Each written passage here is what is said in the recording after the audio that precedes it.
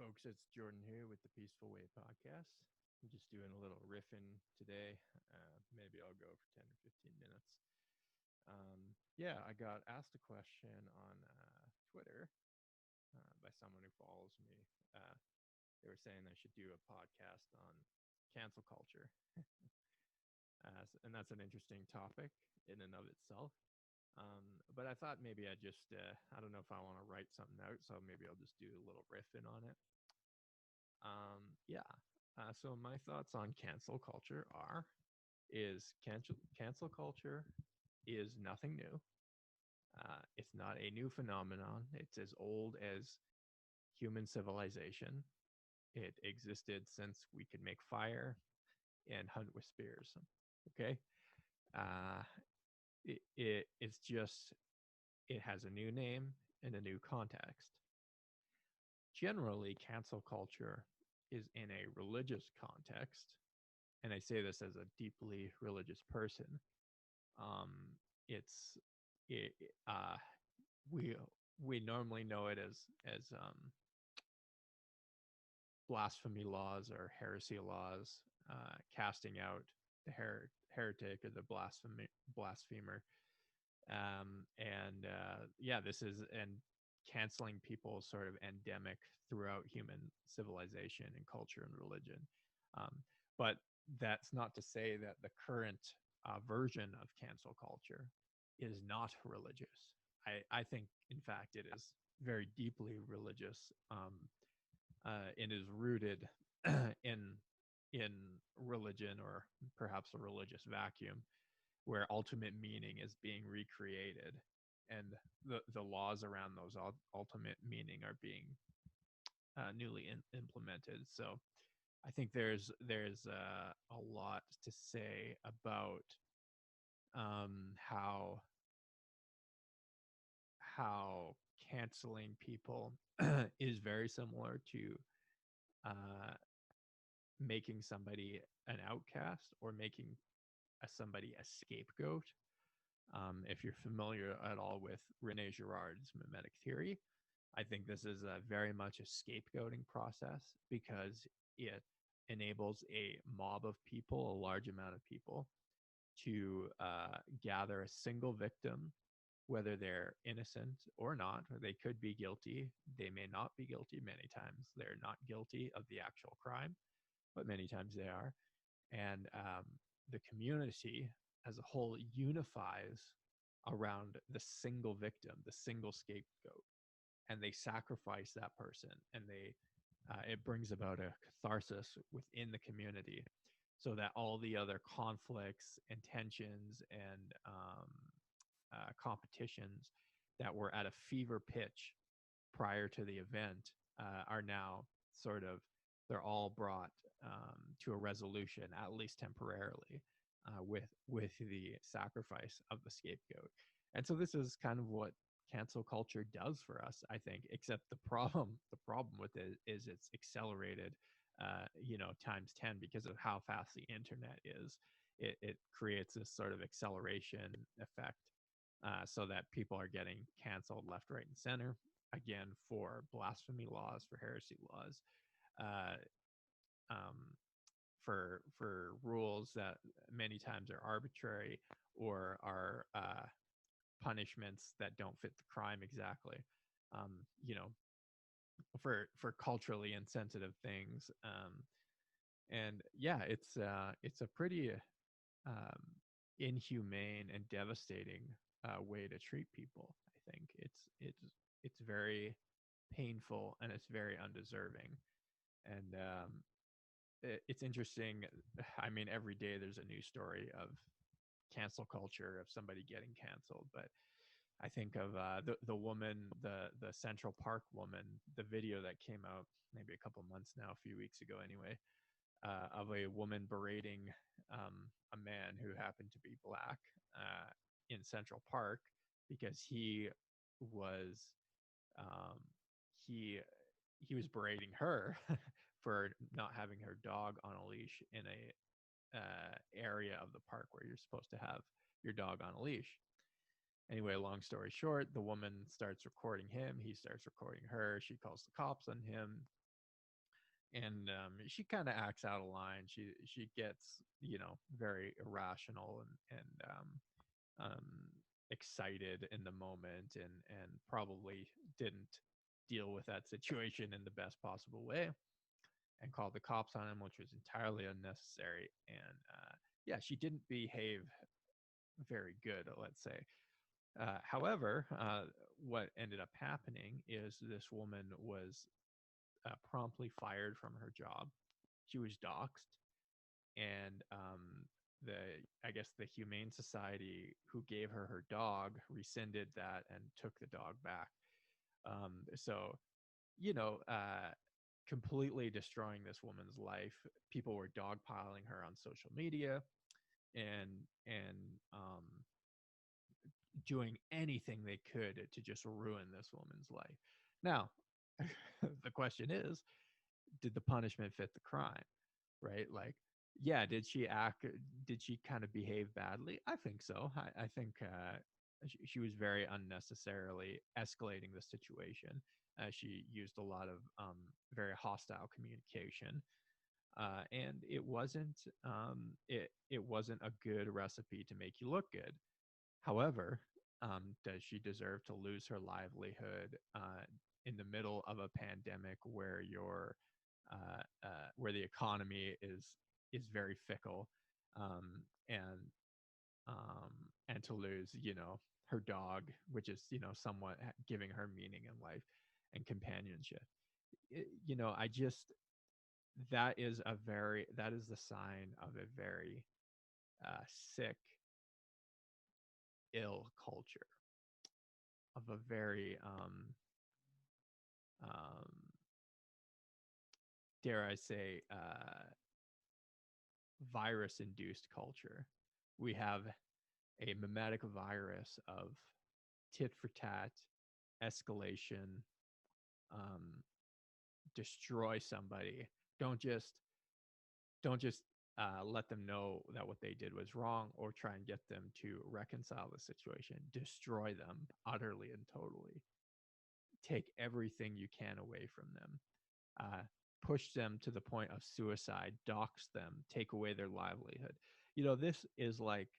This is sort of the really vile and barbaric side of cancel culture, and I think people who engage in it are really just low resolution, unthinking people who are led entirely by their reptilian brain stems, entirely by the amygdala. It's all fight or flight for them.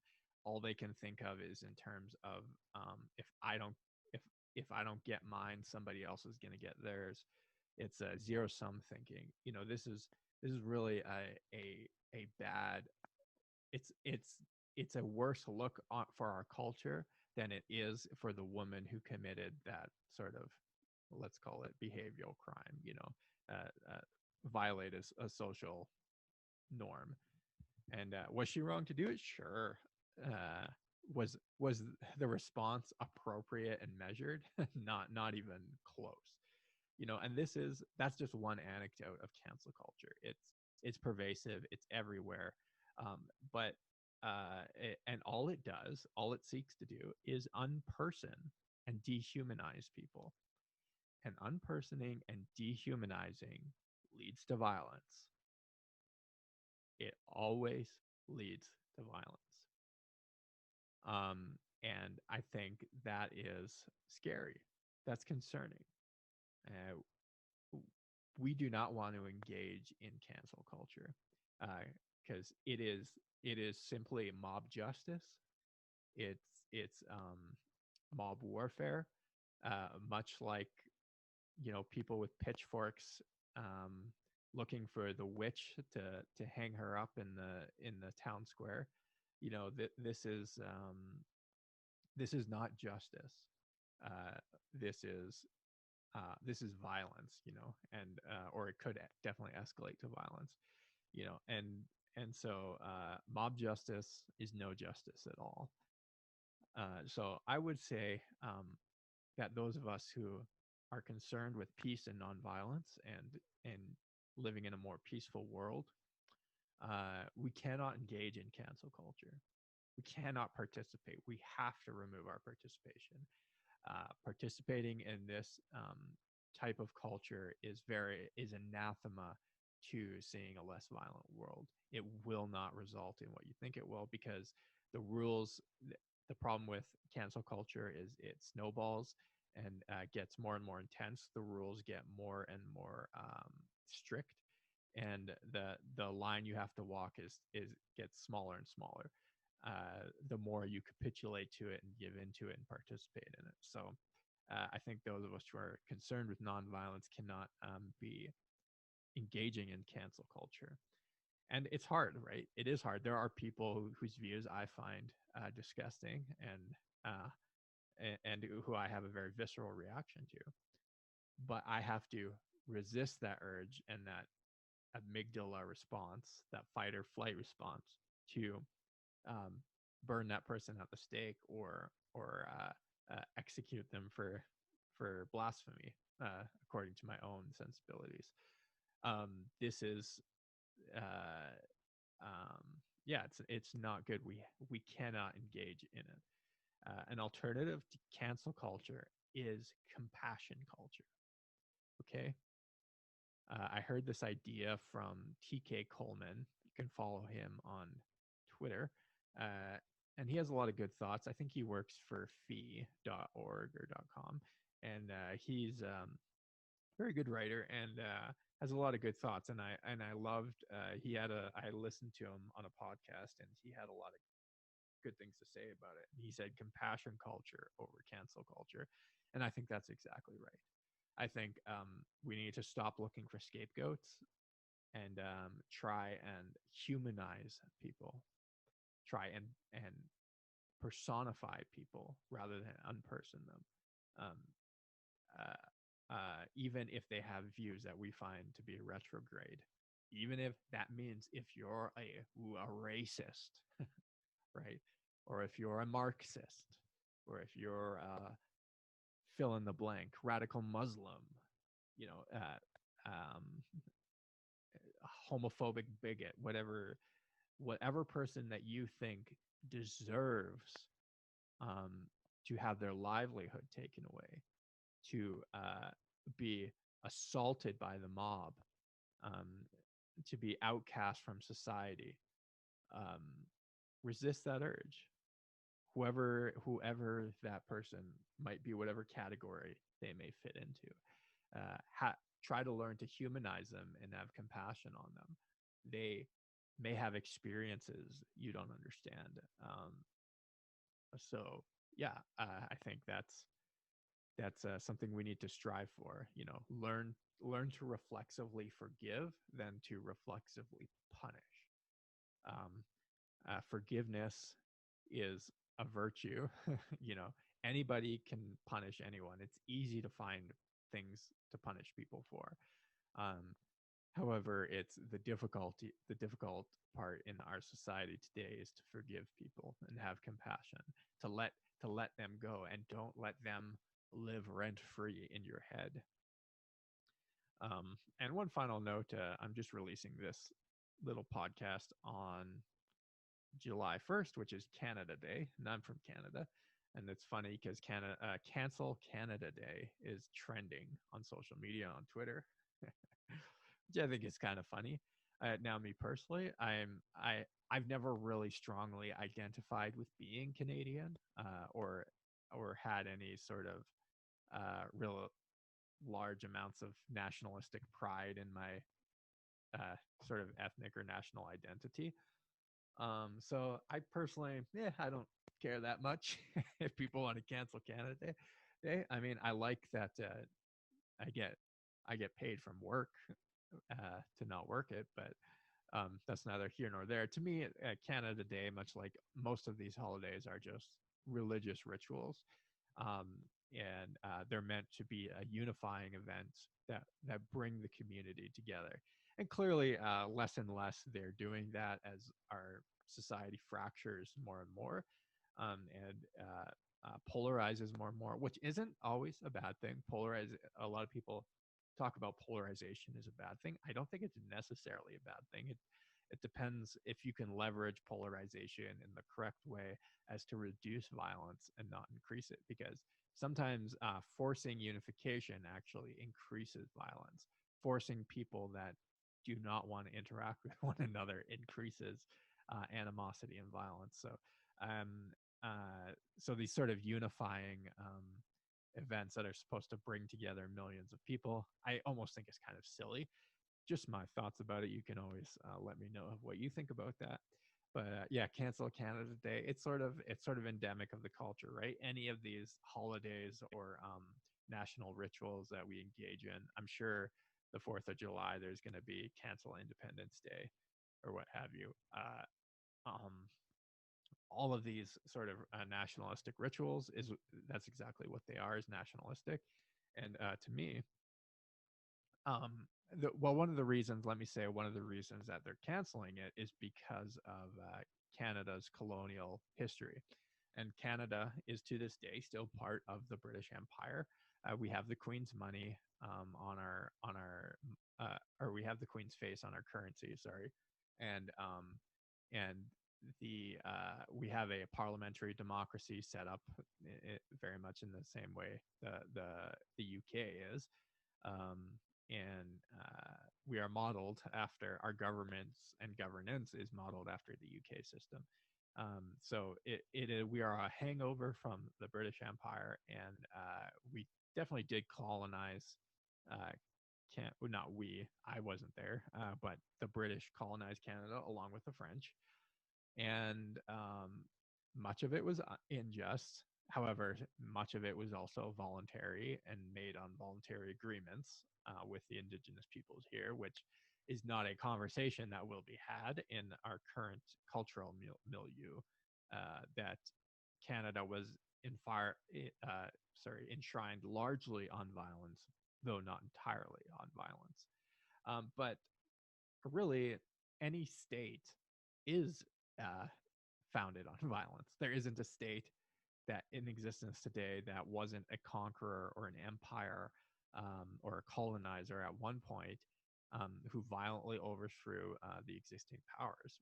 So, um, and that's sort of the problem, the blind spot in these sort of anti-Western society or anti-society in general people, anti-Western society, is that they want to correct the injustices that the nation committed, but the nation was literally founded on injustice. So you'd have to abolish the nation itself to rectify the injustices. There's no two ways about it in my way of thinking. So rather than violent overthrow, I would personally prefer that we slowly develop techniques and technologies and ways to opt out of the system peacefully, without violence, without firing a shot, and move towards a more nonviolent and peaceful society where we don't coerce people, we don't um, point guns at our neighbors because they built their garage too high, or they didn't have the right color of fence or something like that, right? Like all these little tit for tat rules we have in society all over the place just permeate every level of government, these violent laws and violent rules. And I'd like to transition away from that. Perhaps that transition will be slow, but that's okay. Slow and peaceful to me is better than a violent revolution that replaces a tyrant with a worse tyrant. But yeah, so cancel Canada Day. I'm not totally against it, but maybe not for the same reasons that the people who are making it trend are. But that's okay. I'm not married to any sort of uh, national ritual or holiday. But yeah, anyway, that's those are my thoughts on cancel culture. Let me know what you think. Let's engage in the conversation. Yeah, peace.